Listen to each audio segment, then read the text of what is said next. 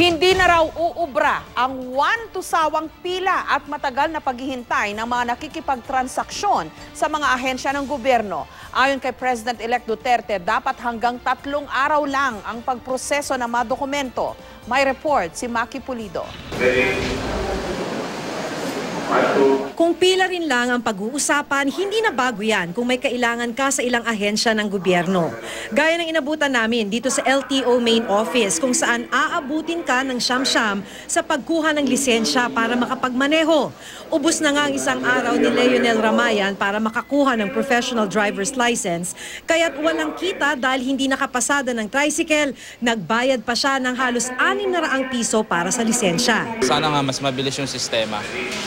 Kasi talagang minsan yung uma-absent pa yung tao para lang makakuha ng license. Tapos minsan papalya pa, magkakaroon ng problema yung printer, then kailangan na naman uma-absent. Throughout the years, nagkaroon naman po tayo ng maraming pagbabago dyan. In-streamline na natin yung mga proseso to a point na napaikli na natin as much as we can yung ating mga proseso.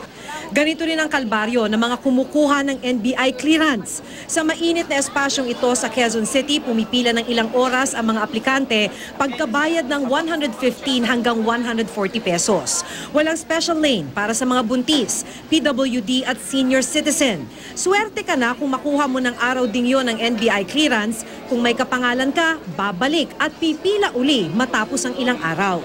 Kailangan natin magtiyaga Masama, kahit talagang masama. Kaso kailangan natin yung document na to para makapagtrabaho tayo.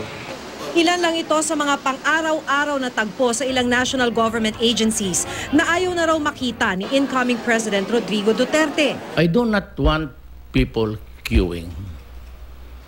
I do not want people spending money just to get something from government. For the simple reason na bayad na kami. Gusto rin ni Duterteng matanggal ang red tape. Ang mga ilang linggong transaksyon sa anumang ahensya ng gobyerno dapat may resulta na raw sa loob ng 3 araw, tulad ng mga transaksyon sa Davao. More than that, then you cannot release the papers anymore, but you have to send it to a table with an explanation why it took you more than 72 hours to connect. Maki Pulido, GMA News.